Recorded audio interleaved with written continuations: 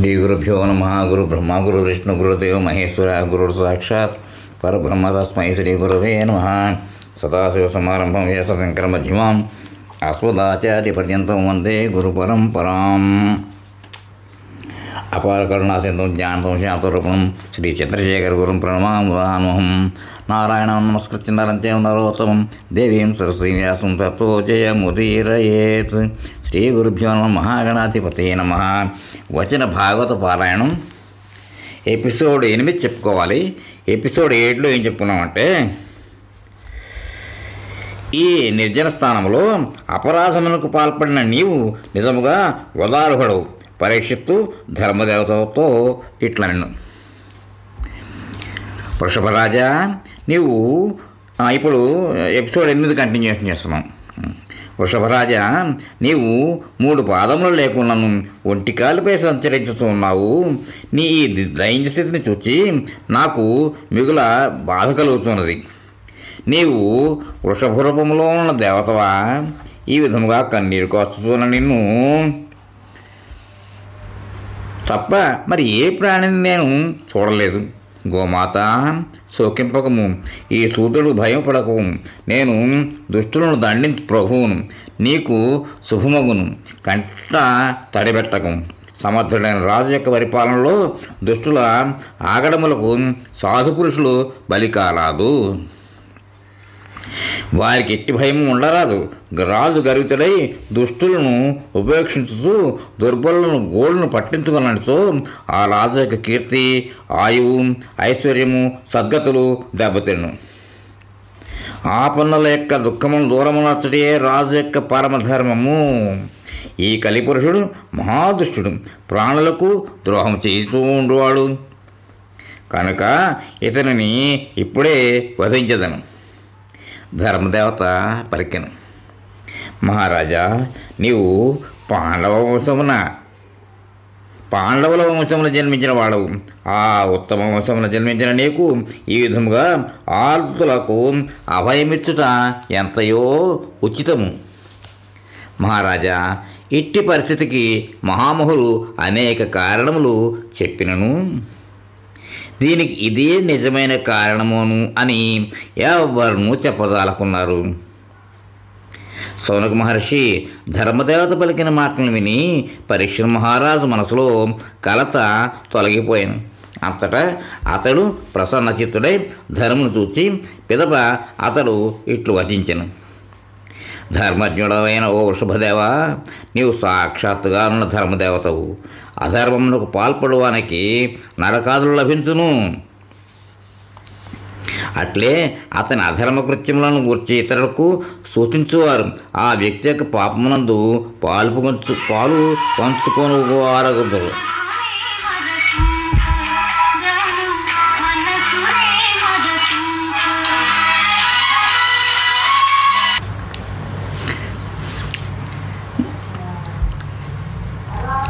ఇతరులకు సూచించే వాటి వ్యక్తి పాపములందు పాల్పంచుకుని వారు అవుతారు. కావున ధర్మపరులైన వారు ఇతరుల చేకలు కష్ట నష్టములను సహింపవలనే కానీ వారి తప్పులను ఎప్పుడు కూడా ఎవరితోనూ వర్ణించి చెప్పకూడదు.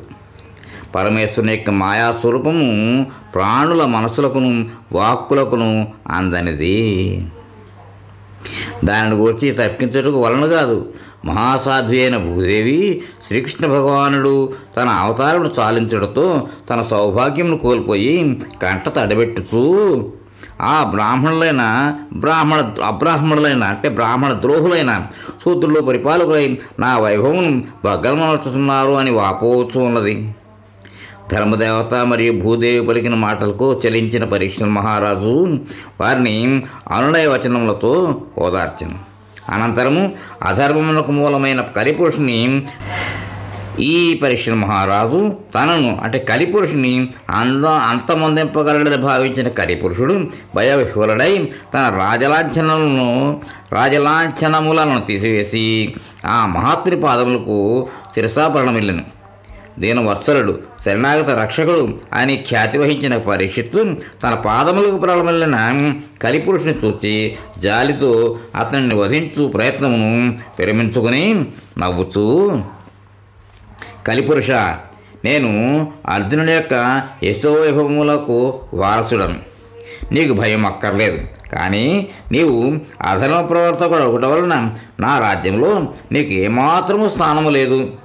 కనుక అధర్మబంధు, ఈ బ్రహ్మావర్తమున నీవు ఒక్క క్షణము కూడా ఉండతగదు అని ఆదేశించగానే కలిపురుషుడు గడగడ వణికిపోయాను. అంతటా చేతకట్కం ధరించి యమధర్మరాజు వలె తనను చంపుటకు ఉద్యుక్తులైన పరీక్షతో కలిపురుషుడు ఇట్లనను: సార్వభౌమ, నీ ఆజ్ఞచే నేను ఎక్కడెక్కడ ఉందునో అక్కడక్కడ శస్త్రధారివైన నీవే నాకు గోచరించుతూ ఉందువు. కనుక నేను ఎచ్చట ఉండవలను నీవే ఆజ్ఞాపింపు. కలిపురుషుడు ఇట్లు ప్రార్థింపగా పరీక్ష మహారాజు ద్యూతము, మద్యపానము, వ్యభిచారము, హింస అను 4 స్థానములందు అతడు నివసించుటకు నిర్దేశించను. ఈ స్థానములందు క్రమముగా అసత్యము, మదము, విషయలంపడత్వము, నిర్దయత్వము అను 4 విధములైన అధర్మములు నెలకొని ఉండును.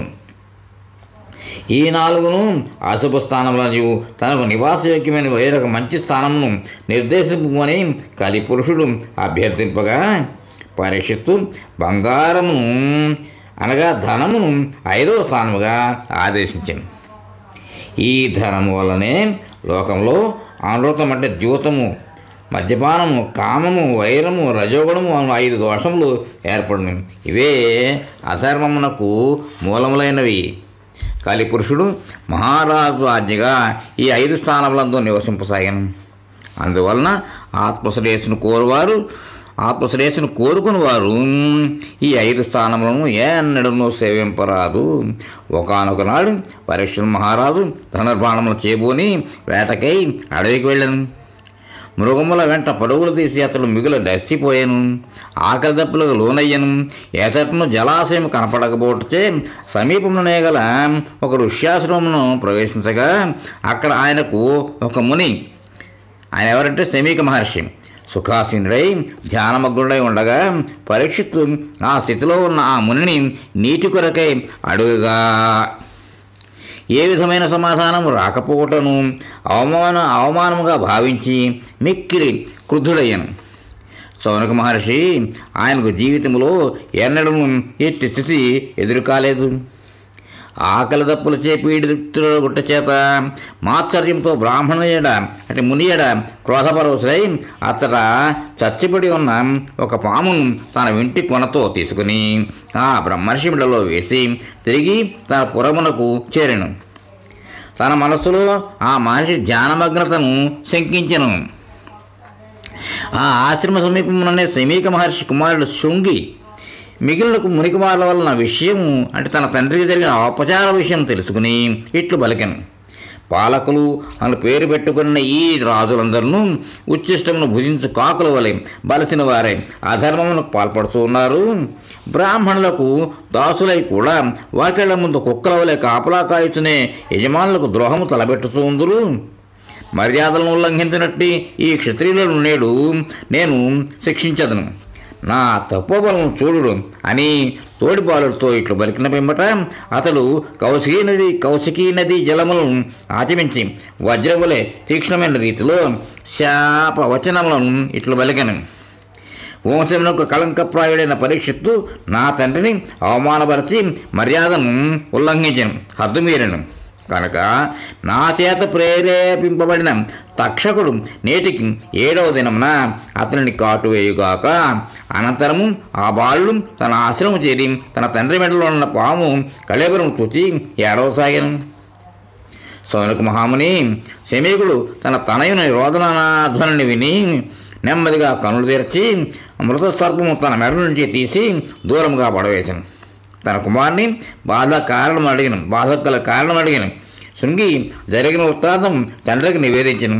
విషయం విన్న పిదప పరీక్ష మహారాజు అంతటి ఘోరమైన శాపములకు అర్హుడు కాడని, అంతగా శపింపదగిన దోషం చేయలేదని భావించి పుత్రుని చేష్టను ఆమోదింపగా శమీకము నీటిలో వచ్చింది. అయ్యో పాపము కుమారయ్య అంత పని చేసేటివి, నీవు మిగులు మూర్ఖుడు, నీవు ఘోరమైన పాపమును తప్పిదములు చేసేటివి.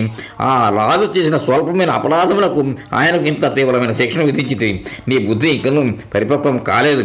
భగవత్ స్వరూపుడైన మహారాజును సామాన్య మానవునిగా భావింపరాదు. రాజు నష్టమైనతో రాజ్యం అరాజకమగును. చోరులు ప్రజల సంపదను దోచుకుందరు. ఆ పాపముతో మనకు సంబంధం లేకున్నాను. నీ శాపం వలన మనము కూడా దాని యందు భాగస్వాములు అయితేనే, కావున ఆ పాపం మనకు అంటుకొనను. పరీక్ష మహారాజు గొప్ప యశస్వి ధర్మాత్ముడు. అతడు ఏ విధముగానూ శాపమును కారుడు కాడు.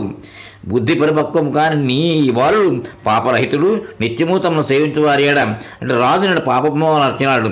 సర్వాత్మకుడైన భగవంతుడు ఈ బాలుని క్షమించుగాక. శమీక మహాముని పరీక్ష మహారాజు చేసిన అవమానం తన మనస్సున పెట్టుకొనలేదు. తరచుగా మహాత్ములు తమకు ఇతరుల సుఖమును కానీ దుఃఖమును కానీ కలిగించినను కృంగిపోరు కుంగిపోరు. ఇది వారికి సహజం. ఏలైనా వారు త్రిగుణాతీతులై సకల ప్రాణులను ఆత్మస్వరూపులుగానే భావింతురు. సూతుడు వచించం. రాజధానికి చేరిన పిదప పరీక్ష మహారాజు తాను అమర్చిన నిజమైన పనికి మిగుల పశ్చాత్తాపడి అట్టి నీచ కార్యములకు ఇంకా ఎన్నడను ఒడిగట్టను అని దృఢముగా నిశ్చయించుకుని రాజ్యపాలనా భారం తన కుమారులకు జనమేజయునకు ఇంతకుముందే అప్పగించి నిరసన వ్రత దీక్ష గంగా నదీ తీరంన దర్భల యొక్క కొనలు తూర్పు దిశగా ఉండున్నట్లు అమర్చిన కుశాసనములపై ఉత్తరముఖముగా ఆసీనులయ్యను. బ్రాహ్మణ ప్రవరులకు దేవతలకు గోమాతలకు హాని కలిగించు బుద్ధి అనడం మరలా కలుగుండుగాక అనుకొనుచు శృంగి యొక్క శాప ఫలితం తక్షకుని వలన తనకు మృత్యు కలుగులని తెలుసుకుని వైరాగ్య భావంతో సర్వ సుఖములను భోగములను పరిచయించి సర్వోత్కృష్టుడైన శ్రీకృష్ణుని పాదపద్మములను తన మనసును నిలుపుకుని పవిత్ర గంగానది తీరములకు చేరి అనశన వ్రత దీక్షకు పూనుకను. అతడికి అత్రి, వశిష్ఠుడు, చవనుడు, నారదుడు, వ్యాస భగవానుడు మొదలగు మహర్షి ముఖ్యులు మరియు దేవర్షులు, బ్రహ్మర్షులు, శ్రేష్ఠులైన అరుణాది రాజర్షులు విచ్చేసరి వారందరినీ విచక్షణగా పూజించి పరీక్ష మహారాజు శిరసా ప్రణమిల్లిన అనంతరం తన మనసులో బెదురుతున్న ఆకాంక్షను వారికి శృంగి శాప వృత్తాంతం విజ్ఞాపనము చేసి స్వయముగా తక్షకుడు కానీ తక్షణ రూపంలో వేరొకరు కానీ వచ్చి నన్ను కాటువేసి నన్ను వేయనిము, అందులో నేను ఏమాత్రం భయపడను. మీరు దయతో రసార్ద్రములైన భగవంతుని లీలలను గానం చేయడం. మహాత్ములారా, ఈ శరీరము సాధించిన వెంబట కర్మవశమున నాకు ఏదైనా ప్రార్థించను అనంత కళ్యాణగుణ సంపన్నుడైన పరమేశ్వరుని యొక్క భక్తి కుదురుకొనుగాక. నిరంతరం భగవంతుని ఆశ్రయించి ఆయన సేవించుతూ ఉంటున్నట్టు భాగవతోత్తములతో గోష్ఠి సమకూరుతూ ఉండుగాక. మీ వంటి మహాపురుషులతో సాంగత్యం నెలకొనుచూ ఉండుగాక అని ఆ విధంగా నన్ను ఆశీర్వదింపుడు. ఇక్కడితో ఎపిసోడ్కి విరామం ఇద్దాం. తర్వాత కంటిన్యూ చేద్దాం. స్వస్తి.